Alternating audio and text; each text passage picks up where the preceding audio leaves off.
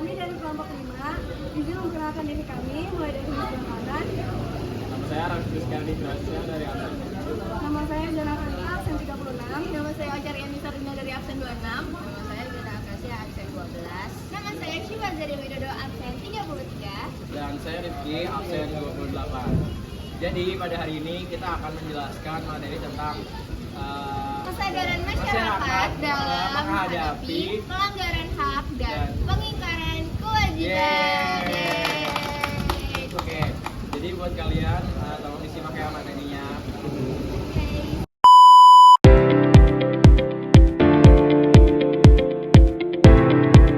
Pertama, pelanggaran hak dan pengingkaran kewajiban warga negara yang bertentangan dengan Undang-Undang Negara Republik Indonesia tahun 1945. Hak merupakan segala sesuatu yang dimiliki dan dapat dinikmati oleh warga negara seperti hak atas pendidikan, kesehatan, pekerjaan, dan lain-lain. Sementara itu, kewajiban merupakan sesuatu yang harus dilakukan oleh warga negara seperti membayar pajak, menaati hukum, dan menjaga persatuan. Pelanggaran hak terjadi karena seseorang tidak mendapatkan haknya. Misalnya, tidak boleh berpendapat atau diskriminasi. Pengingkaran kewajiban terjadi ketika seseorang tidak menjalankan kewajiban sebagai warga negara. Misalnya, tidak ikut pemilu dan tidak taat hukum. Pelanggaran ini bertentangan dengan nilai-nilai dan pasal dalam Undang-Undang 1945, seperti pasal 28, pasal 27, dan pasal 30. Landasan hukum, hak, dan kewajiban warga negara dalam Undang-Undang Dasar 1945. Pasal 27 ayat 1 menyatakan bahwa setiap warga negara bersamaan kedudukannya di dalam hukum. Pasal 27 ayat 2 menyatakan bahwa tiap warga negara berhak atas pekerjaan dan penghidupan yang layak. Pasal 23A-28J menerangkan bahwa rangkaian pasal yang menjamin hak asasi manusia. Pasal 30 menyatakan bahwa hak dan kewajiban ikut serta dalam usaha pertahanan dan keamanan negara. Pasal 31, hak mendapatkan pendidikan, dan pasal 23A merupakan kewajiban membayar pajak untuk keperluan negara.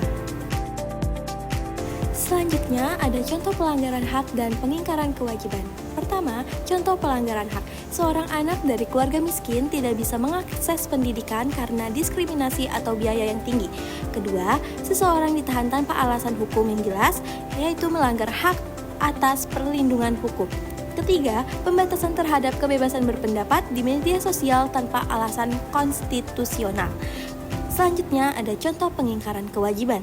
Yang pertama, warga negara yang tidak ikut serta dalam pemilu, yaitu pengingkaran partisipasi dalam kehidupan demokrasi. Kedua, tidak menjaga kebersihan lingkungan, yaitu pengingkaran kewajiban sosial. Dan yang terakhir, siswa yang tidak mengikuti aturan sekolah, yaitu pengingkaran kewajiban sebagai pelajar. Selanjutnya, dampak dari pelanggaran hak dan pengingkaran kewajiban. Yang pertama, ketidakadilan dalam masyarakat, munculnya konflik sosial, menurunnya rasa percaya terhadap hukum dan pemerintahan. Yang terakhir, hancurnya nilai-nilai persatuan dan kebangsaan. Dilanjut dengan upaya pencegahan dan penanganan. Yang pertama, edukasi warga negara melalui sekolah, media, dan organisasi masyarakat. Dan yang kedua, penegakan hukum yang adil dan tegas. Tadi kita sudah melihat betapa beragamnya kasus pelanggaran hak dan pengingkaran kewajiban di sekitar kita, baik di tingkat nasional maupun contoh sederhana seperti yang terjadi di lingkungan sekolah atau masyarakat. Dampaknya pun tidak main-main, bisa menimbulkan ketidakadilan, konflik sosial, bahkan merusak persatuan. Nah, kalau kita hanya diam, kasus-kasus seperti ini akan terjadi terus. Sebagai warga negara yang sadar dan bertanggung jawab, kita tidak boleh pasif. Inilah saatnya kita bergerak dari sekedar mengeluh ke aksi nyata. Di bagian ini, kita akan membahas bagaimana kita bisa menginisiasi sebuah proyek kampanye untuk menumbuhkan kesadaran anti pelanggaran hak dan pengingkaran kewajiban.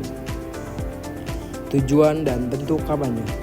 Tujuan utama dari kampanye ini jelas, yaitu pertama, meningkatkan kesadaran masyarakat tentang hak dan kewajiban mereka. Kedua, mendorong partisipasi aktif kita semua dalam kehidupan berbangsa dan bernegara yang demokratis. Untuk mencapai tujuan tersebut, bentuk kampanyenya bisa sangat kreatif. Kita tidak harus selalu mengadakan acara besar.